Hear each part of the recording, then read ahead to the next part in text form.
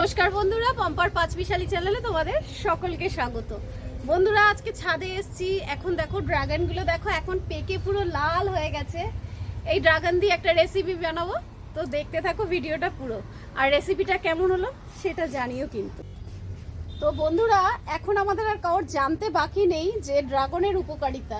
Dragon সত্যিই খুব ভালো একটা জিনিস। অনেকেই বলে ড্রাগন কিনে আনে, যেগুলো মানে বাজার থেকে যেগুলো কিনতে পাওয়া যায়, অনেকেরই খুব একটা ভালো লাগে না। কিন্তু আমাদের জৈবভাবে করা তো ড্রাগনগুলো, তো আমাদের ড্রাগনগুলো খেতে কিন্তু ভীষণ স্বাদ লাগে এবং এটা খুব হেলদি একটা। তো বন্ধুরা, ড্রাগন ফল কি হয় বলো তো? পেকে যাওয়ার পরে গাছে অনেক দিনই রাখা যায়। এই দেখো, ধরো না এটা পেকে গেছে 7 দিন 8 দিন, তবু আমি রেখে দিয়েছি। আবার জানো তো, ড্রাগন ফল পেকে গেলে পরেও বড় হতে থাকে এবং একদম সুন্দর, আরও সুন্দর হয়ে যায় খেতে, বেশ মিষ্টি হয়, ভালো হয়। এরকম প্যাকেট করে রাখি কেন? যাতে পাখিরা ওগুলোকে ঠুকরে না খেয়ে ফেলে। এমনিতেই আমার এবছর অনেকগুলোই ড্রাগন নষ্ট হয়ে গেছে। দেখো ড্রাগনের রঙগুলো দেখো কত সুন্দর। চলো এবার রেসিপিটা বানিয়ে। রেসিপি বলতে কি, বাচ্চাদের একটু যাতে ভালো লাগে সেরকমভাবেই চেষ্টা করি। এরকমভাবে ড্রাগনগুলোকে এবার পিস পিস করে কেটে নেবো। দেখেছো ড্রাগনের রঙগুলো দেখো, কি সুন্দর রং দেখো।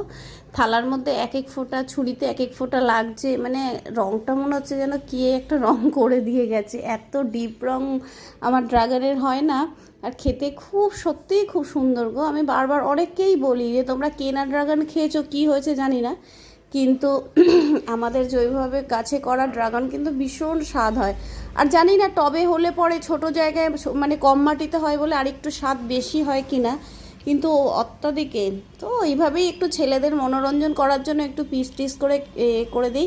কাঁচাই খেতে কত সুন্দর লাগে, তবু একটু ওদের করে দিচ্ছি যাতে ওরা একটু খুশি হয়।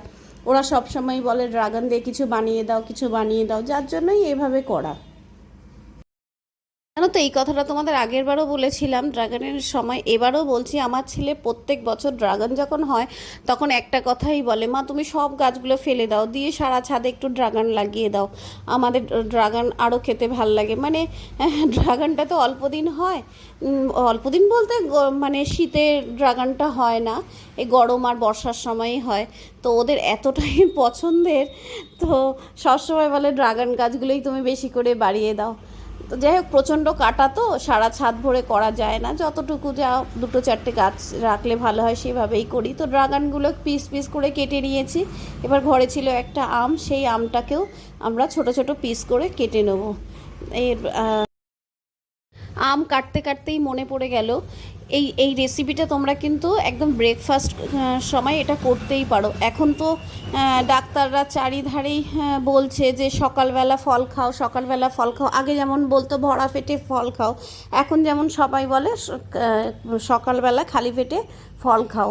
তো সকালবেলা এরকম একটা রেসিপি তোমরা ব্রেকফাস্টে করতেই পারো এবং হেলদি তো ফুডটা, মানে এটা অনেক উপকারও।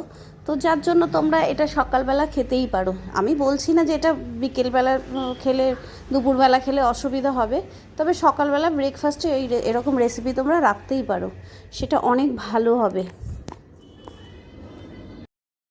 আমটা কিন্তু অনেক বড় আম, ওই যে মালদার যে ফজলি আম হয় না, এই ফজলি আম, এটা কেনা ছিল আমার, যদিও আমার গাছে এরকম তো আম সম্ভব নয়, এই আমটা কেনাই ছিল, ঘরে ছিল, নষ্ট হয়ে যাবে, তার জন্য এটাকে কাজেই লাগিয়ে দিলাম।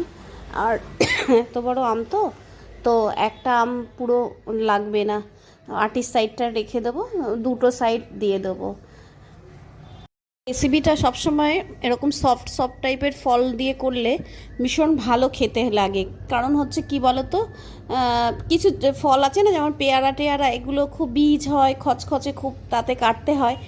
তো এই রেসিপিটায় ওই ফল দেওয়া খুব একটা ঠিক হয় না, ভাল লাগে না আর কি। মুখে বেশ দিলেই, দাঁতে দিলেই যে একদম গলে যায়, এরকম ফল দেওয়াই ভালো। যেমন আম, ড্রাগন, ঘরে আপেল থাকলে আপেল দিতে পারো, আঙুর দিতে পারো, কিশমিশ দিতে পারো, এরকম তোমরা যা আছে তা দিয়েই এগুলো বানিয়ে ফেলতে পারো।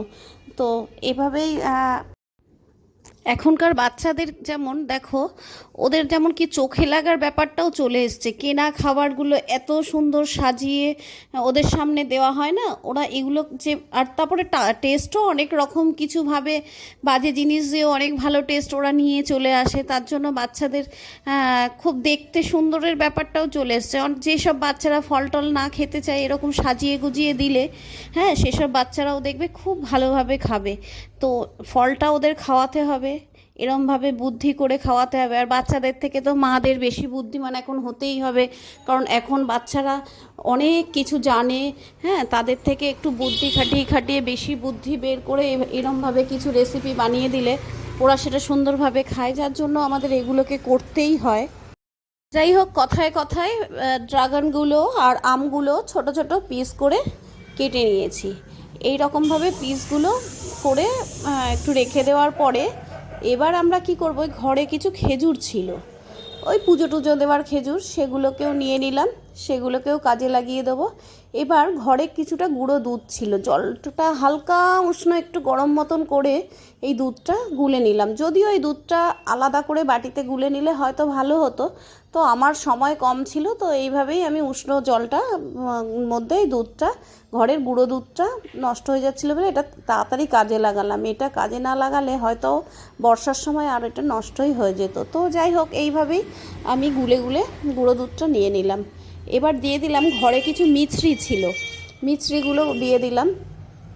তো মিছরিগুলো দিয়ে একটু টাইম লাগবে বলে একটু ঘুটে ঘুটে মিছরিগুলো গুলে নিচ্ছি।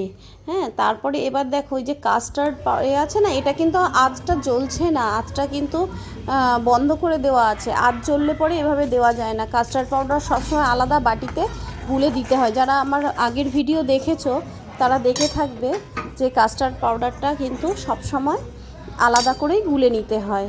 তো আমার এটা আঁচ কমানো ছিল বলে নিয়ে নিয়েছি। এবার ঠান্ডা করতে দিয়েছি, বেশ ঠান্ডা করার পরে ঠান্ডা হয়ে গেছে। এবারে ফলগুলোকে আমি ভালো করে মিশিয়ে নিচ্ছি।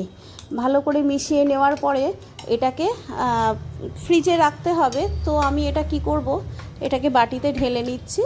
বাটিতে ঢেলে সেরে এটাকে 1-1.5 ঘন্টা ফ্রিজে রাখলেই যথেষ্ট। তো আমার এখন রেসিপিটা প্রায় রেডি হয়ে গেছে পুরো। ফ্রিজে রাখলে পরেই এটাকে সার্ভ করতে পারবো। তো চলুন এটাকে এবার ফ্রিজে রাখি। ফ্রিজের থেকে বের করে নিলাম, নিয়ে রেডি। নমস্কার, সবাই খুব ভালো থাকবেন।